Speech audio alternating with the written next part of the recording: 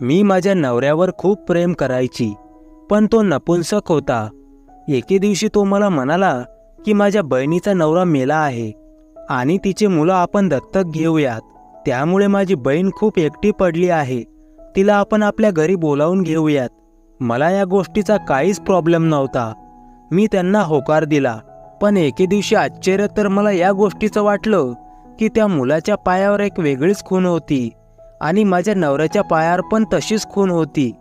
एके दिवशी माझा नवरा त्याच्या बहिणीच्या रूममध्ये गेला आणि त्या दोघांना बघून तर माझ्या पायाखालची जमीनच सरकली. कारण ते दोघे तर मी माझ्या आईवडिलांची एकुलती एक मुलगी होती. देवाने आम्हाला सगळं काही दिलं होतं. माझे वडील कपड्यांचा व्यापार करायचे. आमची कपड्यांची फॅक्टरी खूप चालायची. मला भाऊ नव्हता, त्यामुळे मी माझ्या वडिलांना त्यांच्या कामात मदत करायची. मी ज्या पण कामात मदत करायची त्या कामात खूप यश मिळायचं. त्यामुळे आमच्या व्यवसायाची दिवसेंदिवस भरभराट होऊ लागली होती.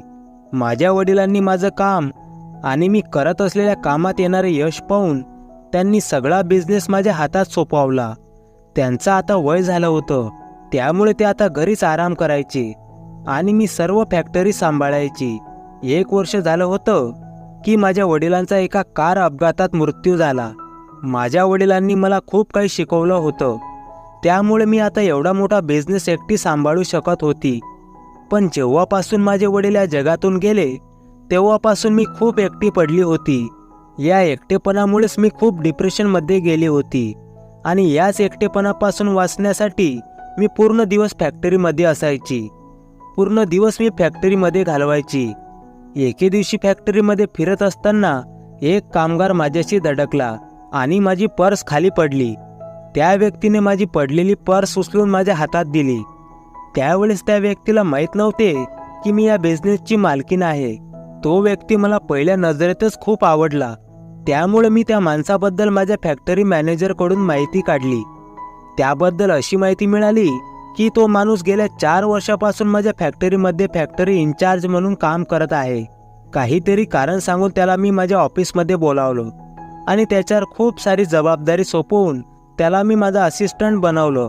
तो माझा असिस्टंट असल्यामुळे आम्ही दोघे एकत्र फिरायचो.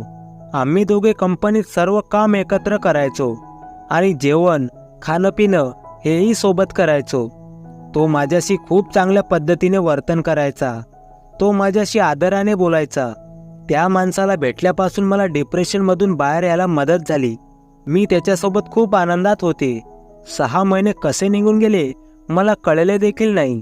एके दिवशी मी त्याला लग्नासाठी प्रपोज केलं. मी प्रपोज केलेलं पाहून तो आश्चर्यचकित झाला. विचार करण्यासाठी त्याने माझ्याकडून थोडा वेळ मागितला. त्याने मला सांगितलं होतं की त्याच्या घरी 2 बहिणी आणि 1 भाऊ आहे. घरच्यांशी बोलून तो मला त्याचा निर्णय कळवणार होता. त्याचे आईवडील काही वर्षापूर्वीच हे जग सोडून निघून गेले होते. माझ्याशी लग्न करण्यासाठी त्याला त्याच्या बहिणींचा होकार पाहिजे होता. कारण त्याचं असं म्हणणं होतं की जर त्याच्या बहिणींनी या लग्नाला होकार दिला तरच तो माझ्याशी लग्न करणार होता. कारण मी लग्नासाठी त्याच्यासमोर एक अशी अट ठेवली होती की लग्न झाल्यानंतर मी त्याच्या घरी नवरी बनून येणार नाही, तर तोच माझ्या घरी येईल आणि मी त्याच्या कुटुंबियांशी कोणतंही नातं ठेवणार नाही आणि त्याचे कुटुंबही मला कधीच भेटण्यासाठी माझ्या घरी येणार नाही. मी अशी ही अट ठेवली होती की आमच्या लग्नामध्ये त्याच्या घरचे कोणीच येणार नाहीत. कारण मला माहीत होतं की तो माझ्या बरोबरीचा नाही आणि माझी एवढी प्रॉपर्टी बघून त्यांचे डोळे फिरतील. त्याने माझ्याकडून 2 आठवड्यांचा वेळ घेतला.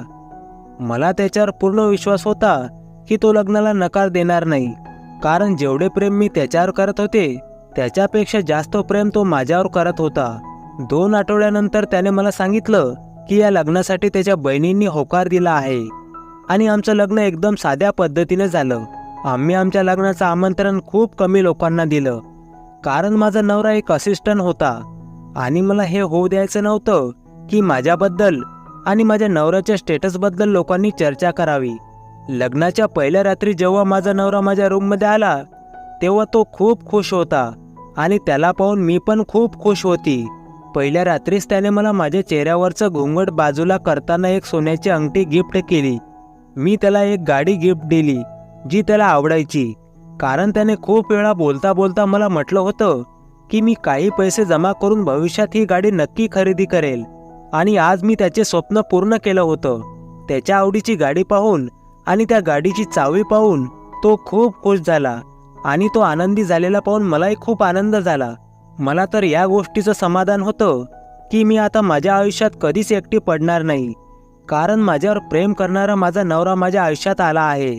माझा नवरा राहुल, जो वयाने माझ्यापेक्षा 10 वर्षांनी मोठा होता, पण या गोष्टीने मला काही फरक पडत नव्हता, कारण माझं त्याच्यावर खूप प्रेम होतं.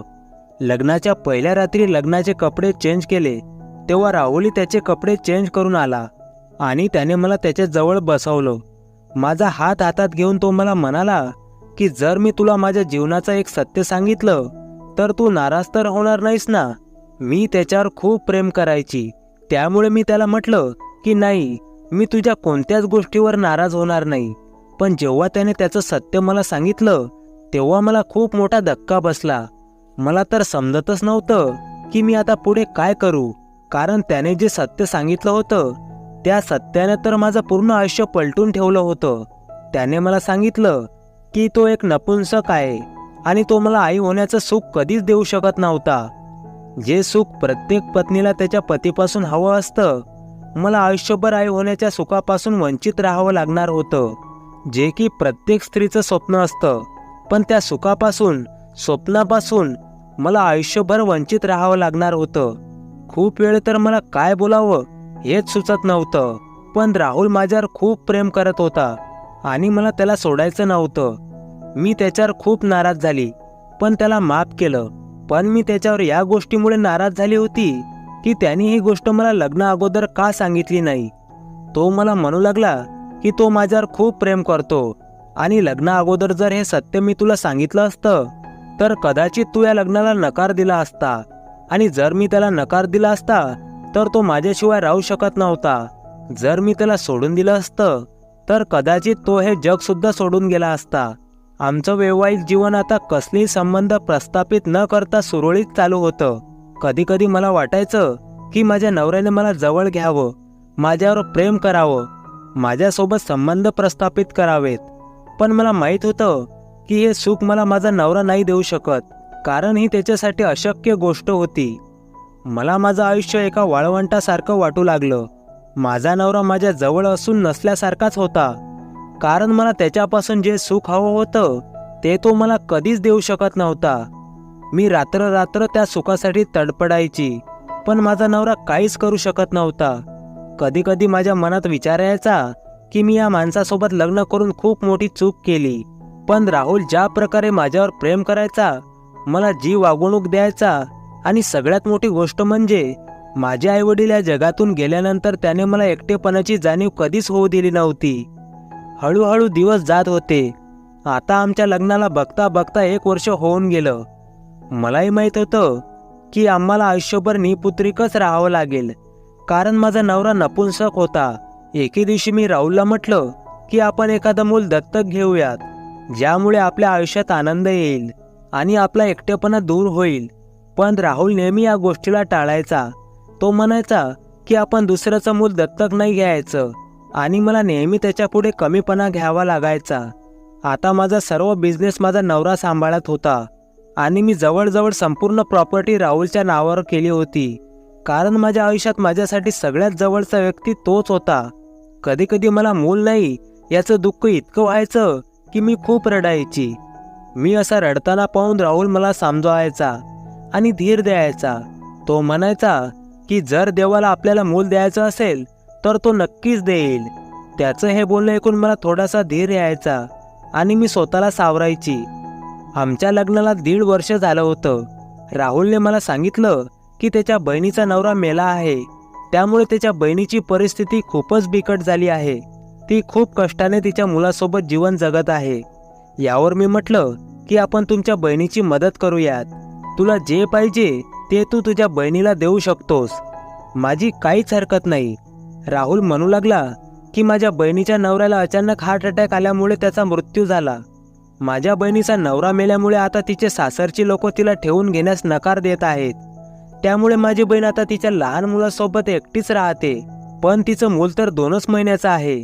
आणि तिचं असं एकटं राहणं मला बरोबर नाही वाटत, कारण तिच्या शेजारी तिच्याबद्दल खूप विचित्र बोलतात। माझा नवरा मला म्हणाला की जर तुझी हरकत नसेल तर आपण माझ्या बहिणीचं मूल दत्तक घेऊयात। आपण ही मूल दत्तक घेतल्यामुळे निपुत्रिक राहणार नाही, तुलाही मुलाचे सुख अनुभवता येईल आणि माझ्या बहिणीला याच घरात थोडीशी जागा देऊयात, त्यामुळे तीही आपल्यासोबत सुरक्षित राहील।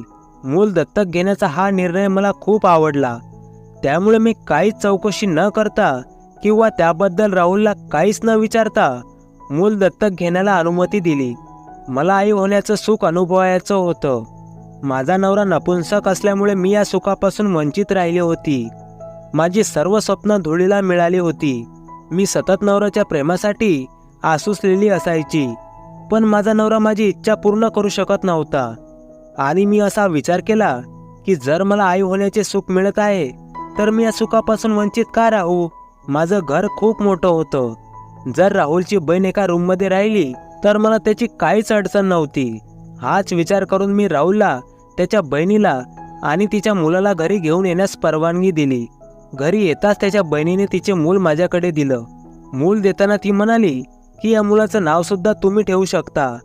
हे ऐकून मला खूप आनंद झाला आणि मी त्या मुलाचं नाव ठेवलं। मूल खूप सुंदर होतं आणि ते थोडं थोडं राहुलसारखं दिसत होतं। मी जेव्हा पण निरखून त्या मुलाला पाहायची तेव्हा मला असं वाटायचं की मी राहुललाच पाहत आहे। मी राहुलला म्हणायची की तुझा भाचा तुझ्यासारखाच दिसतो, तेव्हा राहुल माझ्याकडे बघून हसायचा आणि माझ्या हाताला हात मिळवायचा। मी खूप आनंदाने त्या मुलाची काळजी घ्यायची। माझा पूर्ण दिवस त्या मुलाची काळजी घेण्यातच निघून जायचा। मी आता माझ्या बिझनेसपासून पण दूर राहू लागली होती। कंपनीतलं आता सगळं काही राहुलच पाहत होता। मला माहीत होतं की राहुल खूप चांगल्या प्रकारे बिझनेस सांभाळेल।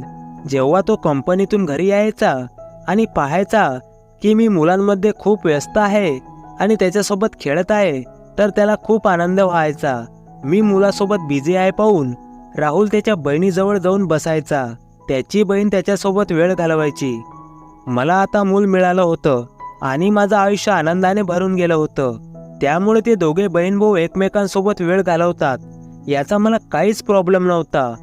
आता तर कधी कधी जेव्हा मूल रडायचं तेव्हा मी राहुलला म्हणायची की तू दुसऱ्या रूममध्ये जाऊन झोप, कारण तुला उद्या ऑफिसला जायचं असतं, त्यामुळे उगाच तुझा दिवस खराब जाईल, तू दुसऱ्या रूममध्ये जाऊन झोप। तेव्हा तो त्याच्या बहिणीच्या रूममध्ये जाऊन झोपायचा। मी रात्रभर मुलाला सांभाळायची, त्यामुळे मला दिवसभर झोप यायची। मी जेव्हा पण वेळ मिळायचा तेव्हा मी झोपायची। आता मी राहुलला खूप कमी वेळ देऊ लागली होती। एक दोन वेळेस राहुलने मला म्हटलं पण होतं की मी मुलाला सांभाळण्यासाठी एखादी बाई ठेवावी, नाहीतर त्याच्या बहिणीलाच मूल सांभाळण्यासाठी सांगावे, पण माझं मूल मला इतरांच्या हाती द्यायचं नव्हतं। संध्याकाळी राहुल माझ्या रूममध्ये असला काय किंवा नसला काय याचा मला काहीच फरक पडत नव्हता, कारण तो तर एक नपुंसक होता आणि तो माझी इच्छा पूर्ण करू शकत नव्हता। जर माझं त्याच्यावर प्रेम नसतं तर मी त्याला लग्नाच्या पहिल्या रात्रीच सोडून दिलं असतं, पण मला त्याच्या प्रेमाने बांधून ठेवलं होतं आणि आता मला मुलंही मिळालं होतं, त्यामुळे मला जीवनातील सगळ्यात मोठे सुख मिळाले होते। आता माझं राहुलवर तेवढं प्रेम राहिलं नव्हतं जेवढं माझं या मुलावर होतं। मुलाचा सांभाळ करता करता 2 ते 4 महिने असेच निघून गेले।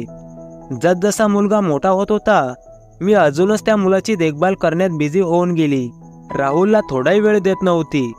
माझा संपूर्ण वेळ त्या मुलाची काळजी घेण्यातच निघून जात होता। राहुल पण या गोष्टीबद्दल मला काहीच बोलत नव्हता। राहुल जेव्हा कंपनीतून घरी यायचा तेव्हा तो त्याच्या बहिणीसोबत बसायचा। ते दोघे बहीण भाऊ एकमेकांसोबत जास्त वेळ घालवायचे। मला पण हेच वाटायचं की राहुल माझ्या आणि माझ्या मुलामध्ये येऊ नये, कारण सत्य तर हे होतं की माझं राहुलपेक्षा मुलावर जास्त प्रेम जडलं होतं। त्यामुळे मी माझ्या वकिलाशी बोलून सर्व कायदेशीर कागदपत्रे बनवून घेतली की मी या मुलाला कायद्याच्या सर्व अटी पूर्ण करून दत्तक घेतले आहे। आता राहुलची बहीण माझ्यापासून हे मूल परत घेऊ शकत नव्हती। एके दिवशी मी राहुलला काही न सांगता त्याच्या बहिणीशी बोलली की मी माझ्या मुलाच्या नावावर काही प्रॉपर्टी खरेदी करत आहे। माझ्या तोंडून हे ऐकताच राहुलची बहीण खूप खुश झाली आणि तिने ते कागदपत्र न वाचता सही केली। आता हा मुलगा कायद्याने माझा झाला होता। आता त्याची आईसुद्धा माझ्यापासून हे मूल हिरावून घेऊ शकत नव्हती। एके दिवशी मुलाला आंघोळ घालताना मी पाहिलं की त्या मुलाच्या पायावर एक खून आहे। मला आश्चर्य या गोष्टीचं वाटलं की माझा नवरा राहुल त्याच्या पायावर पण या मुलाच्या पायावर असलेल्या खुनीसारखीच एक खून आहे. जसजसा हा मुलगा मोठा होत होता त्याच्या पायावर असलेली खून अजूनच स्पष्ट दिसू लागली होती. मी खूप विचार करू लागली की एखाद्या मुलाच्या अंगावर त्याच्या मामाच्या अंगावर असलेली खून कशी काय असू शकते. मी विचार केला की हा मुलगा त्याच्या मामासारखाच दिसतो, त्यामुळे जन्मताच ही खून असावी. त्यामुळे जन्मताच ही खून त्याच्याही अंगावर असू शकते. जे काही असेल ते असेल, पण माझं मन म्हणत होतं की नक्कीच असं काहीतरी आहे जे मला माहीत नाही. मला माहीत करून घ्यायचं होतं की या मुलाचा बाप कसा दिसत होता, कारण राहुलची बहीण राहुलपेक्षा खूप वेगळी होती. जेव्हापासून मी या मुलाच्या पायावरती खून पाहिली होती तेव्हापासून मी खूप अस्वस्थ राहू लागली होती. मला का असं वाटत होतं की हे मूल राहुलचंच आहे. एका रात्री मुलाला दूध आणण्यासाठी मी किचनमध्ये जात होती. अचानक माझी पावले राहुलच्या बहिणीच्या रूमकडे वळली. पण जेव्हा मी दरवाजापर्यंत पोहोचली आणि पाहिलं की ते दोघे एकमेकांत खूप मग्न होते. रूमचा दरवाजा पूर्णपणे बंद नव्हता, तो अर्धवट उघडा होता आणि ते दोघे जण मला स्पष्टपणे दिसत होते. राहुलच्या बहिणीचं बोलणं मला स्पष्टपणे ऐकू येत होतं. ती राहुलला म्हणत होती की अगोदर दरवाजा लावून या, नाहीतर तुमची दुसरी बायको इथे येईल आणि तिला कळेल की तुम्ही नपुंसक नसून मर्दानगी तुमच्या नसानसात भरली आहे. तुम्ही एक मर्द आहात, असं म्हणून ती मोठमोठ्याने हसू लागली. त्यावर राहुल म्हणाला, त्या मूर्ख बाईला एवढा वेळ कुठे आहे की ती इथे येऊन आपल्याला बघेल. ती तर आपल्या मुलामध्ये इतकी बिझी आहे की दिवस रात्र त्याच्याच मागे असते, जसं काय त्या मुलाला तिनेच जन्म दिला आहे. मी तुला एक सांगू का, ती माझ्यासोबत संबंध ठेवण्यासाठी खूप आसुसलेली असते, पण मी तुझ्या प्रेमात इतका अकंठ बुडालेलो आहे की मी तिच्याकडे डुंकूनही बघत नाही. मी जगातली सर्व सुख तुझ्या पायाशी आणून ठेवली आहेत. अगोदर तुला छोट्या छोट्या गोष्टींसाठी तरसावे लागायचे आणि आता तू बघ, तू एवढ्या मोठ्या बंगल्यामध्ये किती आनंदात राहत आहेस आणि तुला आपल्या मुलाला सांभाळा पण लागत नाही. मुलाला सांभाळण्यासाठी फ्रीमध्ये बाई मिळाली आहे आणि आपलं नशीब पण खुललं आहे. तू तर मला तिच्याशी लग्न करण्यासाठी विरोध करत होती. मी तुला म्हणत होतो ना, ती एक अनाथ आहे आणि तिचं या जगात कोणीच नाही. ती प्रेमासाठी आसुसलेली आहे. मी जरासं तिच्याशी प्रेमाने काय बोललो, ती मूर्ख तर माझ्या प्रेमातच पडली. सर्व प्रॉपर्टी माझ्या हवाली केली. तिचा नवरा कंपनीचा बॉस आहे आणि सर्वजण माझ्या मागे पुढे करतात आणि ती मूर्ख माझ्या प्रेमात एवढी आंधळी झाली आहे की मी नपुंसक आहे हे माहीत असून सुद्धा ती मला चिटकलेली असते. तुला मी काय सांगू, ती रात्री असे काय चाळे करते की मला स्वतःवर नियंत्रण ठेवणं खूप कठीण जातं. राहुलचं सर्व सत्य माझ्या समोर आलं होतं आणि ही गोष्ट आमचं नातं संपवण्यासाठी पुरेशी होती. आणि ज्या बाईला तो त्याची बहीण म्हणत होता ती तर त्याची पहिली बायको होती. माझा नवरा नपुंसक नव्हता हे ऐकून माझ्या पायाखालची जमीनच सरकली. राहुल माझ्याशी खोटं बोलला होता. माझ्या डोळ्यातून अश्रू ओघळत होते आणि माझं प्रेम जळून खाक झालं होतं. हे सर्व माझ्या सहन करण्यापलीकडचं होतं. मी रडत रडत माझ्या रूममध्ये गेली. खूप वेळ मला काही समजत नव्हतं, पण जेव्हा मला समजलं तेव्हा मी मनाशी ठरवलं की इतक्या सहजतेने मी त्यांना माफ करणार नाही. मी आता सकाळ होण्याची वाट पाहत होती. जेव्हा राहुल नाश्ता करण्यासाठी डायनिंग टेबलवर आला तेव्हा मी त्याला म्हटलं की आजपासून कंपनीमध्ये मी पण येणार आहे. हे ऐकून राहुलला धक्काच बसला, पण मी त्याला काहीच कळू दिले नाही.